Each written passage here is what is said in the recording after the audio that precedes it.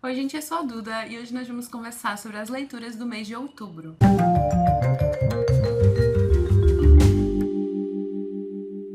Outubro foi um mês muito produtivo de leituras, eu não imaginava ler tantos livros. Não consegui cumprir aquela boa parte das metas que eu me propus no início do mês, mas várias coisas entraram no meu e alguns livros foram como previsto.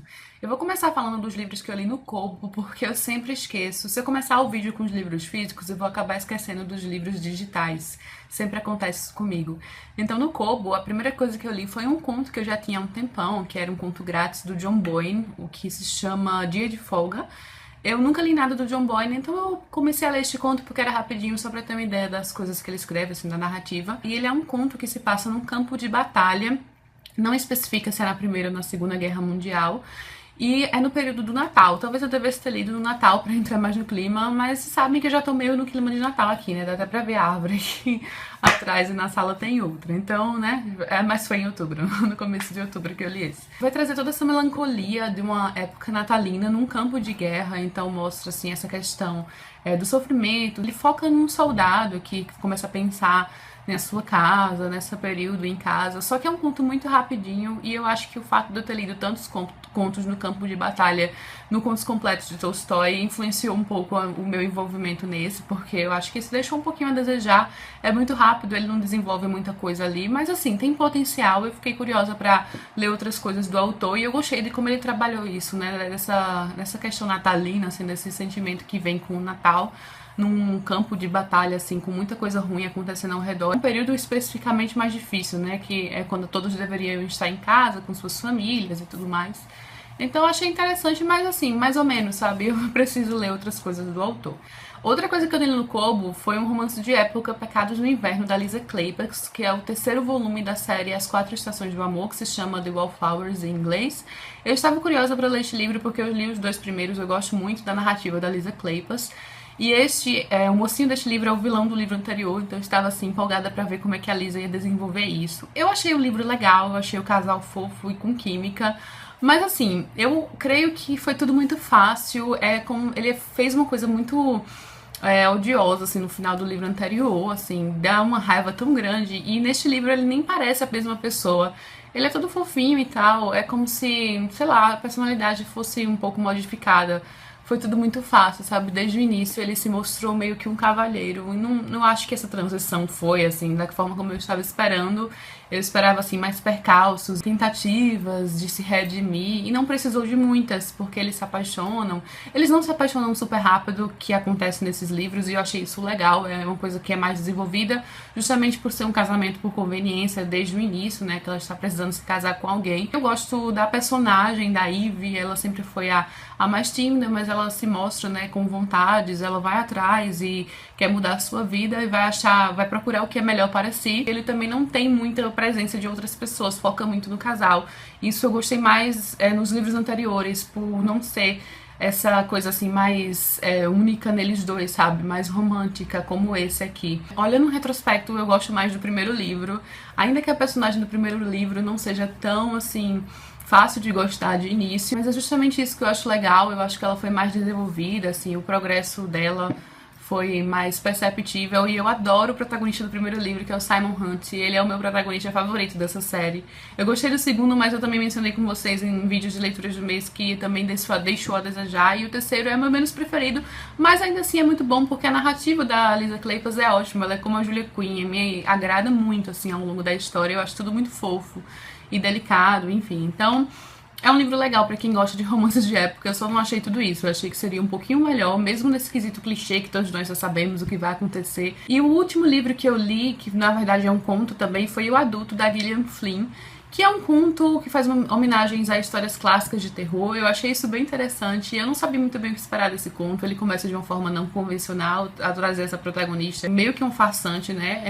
Ela finge ser uma vidente. Eu gosto da forma como a Gillian Flynn constrói suas personagens. Elas nunca são aquelas personagens boazinhas, sempre tem tantos defeitos, as personagens que passaram por muitas coisas, elas são um pouco quebradas por dentro, e ela mais uma vez traz uma personagem assim, ainda que seja tudo muito rápido, ela não desenvolve tanto, porque é um conto bem pequeno, mas eu acho que para um conto ela conseguiu ali cumprir o seu intento. Eu achei um conto interessante, ele tem mistério, suspense, ele faz uma homenagem especificamente, assim, mais clara ao livro A Outra Volta do Parafuso, do Henry James, que eu já tinha lido e eu gosto muito. Eu sei que muita gente não gostou do final desse conto, achou muito mirabolante, achou tudo muito, sabe, conto, mas muita história, assim. Mas eu gostei, eu achei que foi muito a cara da autora, e eu não vi para onde as coisas estavam indo. Eu até senti que eu dormi no ponto um pouquinho nesse quesito, porque, assim, a cara da Gillian Flynn, o que ela acabou fazendo ali naquele conto. E eu gostei, gente, eu achei interessante. Já tem vídeo aqui, tudo que tiver vídeo eu vou deixar nos cards ou aqui embaixo, caso não dê pra colocar tudo nos cards. Agora vamos para os livros físicos, né, porque já estão todos aqui na minha frente, não tem como esquecer. O primeiro livro que eu li em outubro foi Um Teto Todo Seu, da Virginia Woolf. A autora foi convidada para falar sobre o tema Mulheres e Ficção, e ela escreveu este ensaio. É um ensaio não ficcional sobre o assunto, em que ela vai abordar ali a relação da mulher com a literatura e a relação da mulher escritora, os empecilhos que elas sempre enfrentaram para poder praticar esta profissão, simplesmente sentar e escrever. Elas eram muito reprimidas, então como deixar o seu talento artístico fluir naturalmente se você sequer pode falar o que quer? Ela defende durante todo o livro que o básico para que uma pessoa consiga deixar aflorar a escrita e fluir todo o talento que tem guardado dentro de si é um teto todo seu, ou seja, um local privado em que ela possa parar para escrever sem se preocupar com estímulos exteriores, já que, especialmente naquela época, né, alguns anos atrás, nem tantos assim, as mulheres quase não tinham privacidade, elas sempre tinham que dividir a sala com várias outras pessoas. Então, o básico para alguém conseguir sentar e escrever é a privacidade, não apenas isso, mas ter também uma renda fixa para que também não necessite se preocupar o tempo inteiro com o dinheiro. Então, isso era uma coisa que era praticamente exclusiva dos homens. Ela vai contar sobre todos esses percalços aí, todas essas complicações que as mulheres sempre enfrentaram nesse sentido, e vai fazer análise, assim, vai comentar sobre várias escritoras famosas que conseguiram ainda uma fama, mesmo numa época bem machista, que é como a Jane Austen, a Emily e a Charlotte Brontë. E a Virginia tinha uma visão muito interessante sobre tudo isso, sobre literatura. Ela escrevia crítica literária, então ela vai compartilhar um pouco também de tudo isso aí ao longo do livro. É muito gostoso, é uma conversa bem interessante com ela. Só li 2 livros da Virginia Woolf, mas amei os 2. Os 2 foram não ficcionais, que foi o Profissões para Mulheres e Outros Artigos Feministas, e agora é Um Teto Todo Seu, que é sensacional. Eu já fiz vídeo sobre ele também, então quem quiser saber um pouco mais sobre os assuntos do livro e o que ela aporta, eu vou deixar o link por aqui. Finalmente li em outubro O Mundo Perdido, do Michael Crichton. Eu estava muito ansiosa para fazer essa leitura porque eu amei Jurassic Park, foi um dos livros favoritos do ano.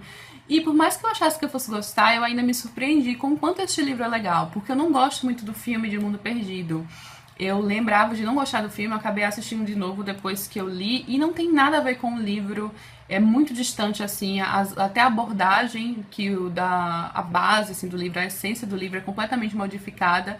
E este aqui segue mais o estilo, a estrutura do primeiro. Os mistérios em torno de uma ilha, muita conversa, até que chegue um momento em que um determinado grupo vai para esta ilha. Então segue, assim, a mesma estrutura inicial do outro livro também. E é basicamente, a parte da ilha também é similar, é aquele grupo pequeno numa ilha, dessa vez é um grupo menor ainda, e eles enfrentam, assim, perigos maiores, porque a outra ainda tinha essa ideia de organização, né, já que era um parque, e nessa aqui não tem. Essa aqui é uma ilha em que os animais estão lá soltos mesmo. Pode parecer que o que eu estou dizendo seja similar ao filme, mas não é de jeito nenhum. Eu fiz também vídeo sobre ele, daí eu expliquei um pouquinho melhor. Eles estragaram o filme praticamente, pra mim, essa é a minha opinião. E o livro é incrível, ele fala muito sobre ciência, ainda mais do que o primeiro. Eu me admirei com isso, porque tem um papo bem interessante sobre ciência, sobre comportamento, sobre extinção, sobre essas teorias, né, que abordam as últimas extinções e o que levou os dinossauros a serem extintos. É claro, tem a questão do meteoro, mas eles vão abordar de uma outra forma também, e tudo isso é colocado de uma forma muito interessante. É meio que um suspense, um mistério no ar, sabe? Enquanto eles estão nessa ilha, eles fazem uma pesquisa ali, ainda que suas vidas estejam em risco a todo momento. Enfim, eu não quero falar muito dele aqui, porque eu já fiz vídeo, mas, gente, esse livro é muito bom. Ele é tão bom quanto o primeiro, e se brincar, ainda gostei um pouquinho mais desse do que o Jurassic Park. Ele traz o que o primeiro livro trouxe e ainda intensifica algumas algumas questões. Claro, sempre temos a nossa leitura de Agatha Christie do mês, e no mês de outubro foi O Segredo de Chimneys, que é uma história assim similar a outras na primeira década da Agatha Christie. Ela gostava muito de trazer essas tramas políticas, e aqui ela meio que faz meio com uma mistureba aí, com roubo de joias e um país distante, algumas revoluções e reis e príncipes. Mas, ao mesmo tempo, ele traz aquela estrutura tão familiar aos leitores de Agatha Christie, porque a história inteira, ainda que mescle muita coisa assim, acontecendo em outros locais, a história inteira se passa na propriedade de Chimneys, que é uma mansão rural que fica afastada, e há um assassinato e há esse grupo de pessoas suspeitas. Então é muito gostoso de ler. Eu achei uma das histórias mais mirabolantes e mais impossíveis da Agatha. Mas mesmo assim foi um livro divertido, porque os personagens são engraçados, especialmente o Anthony Cave, que é o protagonista. Ele é bem cínico, bem sarcástico, e eu gosto de personagens assim. Eu li 2 livros do Pedro Bandeira neste mês, que foi o Brincadeira Mortal e Prova de Fogo. Eu ainda pretendo ler outros 2 que eu tenho aqui pra gravar um vídeo e a gente discutir um pouquinho mais sobre eles. São livros paradidáticos, assim, muita gente leu na escola, e esse aqui são novas adições, mas de livros já conhecidos do público. Eu não tinha lido esses 2 e eu achei muito divertido também. Eu acho que a forma que o Pedro Bandeira escreve é muito legal para o público-alvo, para adolescentes, porque ele traz mistérios, traz suspense, e ele sempre traz algumas reviravoltazinhas ali dentro, algumas surpresas para quem está lendo. São livros que se passam num ambiente escolar ou com personagens na idade escolar, né? Na verdade, esses 2 livros aqui não se passam na escola, mas os personagens são colegiais. Os protagonistas são meninos e eles são colocados em situações perigosas. Eles são pessoas normais que se deparam assim, com essas situações difíceis e vão tentar salvar e desvendar alguns mistérios. O Prova de Fogo fala sobre um sequestro de um menino muito rico que é filho de norte-americanos. E o Brincadeira Mortal é um menino que vive no mundo da lua. Ele sempre se imagina como herói de várias histórias, até que ele presencia um assassinato e é meio que marcado ali pra morrer por ter sido a testemunha, e ele vai se ver dentro dessa situação que ele sempre imagina. É divertido, tem mistério, eu achei muito legal, dá pra ler de uma vez só. E para paradidática, eu acho esses livros muito interessantes, porque eles trazem assim, alguns assuntos que podem ser discutidos, e são livros que citam a vontade de ler, assim, de um pré-adolescente. Não é aquele livro chato. Mas a gente conversa um pouquinho mais sobre eles e sobre outros livros de Pedro Bandeira em um vídeo posterior. Também outro que eu finalmente li em outubro foi o V de Vingança, do Alan Moore e do David Lloyd. Eu tenho essa graphic novel aqui há muito tempo, eu era louca pra ler, e comprei e deixei assim, escanteada na estante, nem sei bem porquê, até que eu li de uma vez só praticamente. É muito interessante, tem uma trama política com mistério e reviravoltas, e também pretendo fazer um vídeo específico, eu acho que eu já fiz, eu vou postar aqui nos cards. Sensacional, gente. Eu não quero nem começar a falar, porque eu sei que eu vou me estender falando dessa graphic novel, mas eu achei incrível. Sinceramente, muito boa. Não vou me estender porque eu vou me empolgar muito nesse vídeo falando sobre ela.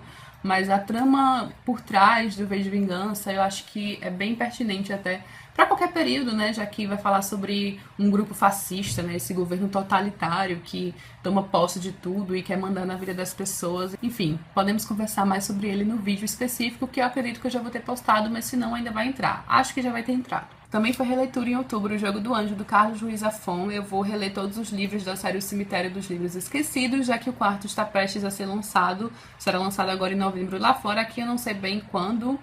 E, gente, muito bom. Eu adorei fazer essa releitura porque realmente acendeu, assim, tantas coisas que eu havia esquecido da série, já que esse aqui eu fiz a leitura em 2009 originalmente, e é o livro mais sombrio do Zafón. Ele tem uma estrutura muito legal de romance policial, sabe? Porque tem uma investigação, tem assassinatos e também tem essa pegada, assim, mais dark, mais macabra. A gente também conversa mais sobre ele no vídeo que eu gravei já. Gente, eu já gravei vários vídeos, mas é porque eu vou postando ao longo do mês. Eu nunca sei se eu já postei ou não, mas já gravei. E daí conversamos mais sobre O Jogo do Anjo. Mas agora em novembro eu pretendo reler A Sombra do Vento também. E tô bem empolgada assim, por essas leituras, porque muita coisa eu havia esquecido. Então é tão bom assim, redescobrir esses personagens e fazer uma ligação até mais clara entre essas histórias.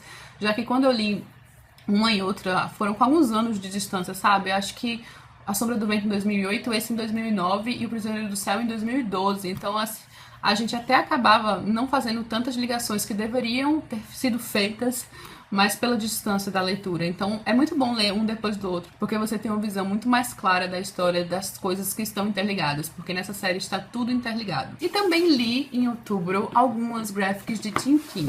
Entre elas, Os Charutos do Faraó, que esse é um facsímile, foi publicado pela editora Globo Livros. Ela é exatamente igual à edição original publicada na década de 30. É muito legal isso, eu adorei conhecer um pouco mais da história de Tintin, porque na verdade eu gosto muito de Tintin, mas eu assisti os desenhos, eu não lia os quadrinhos.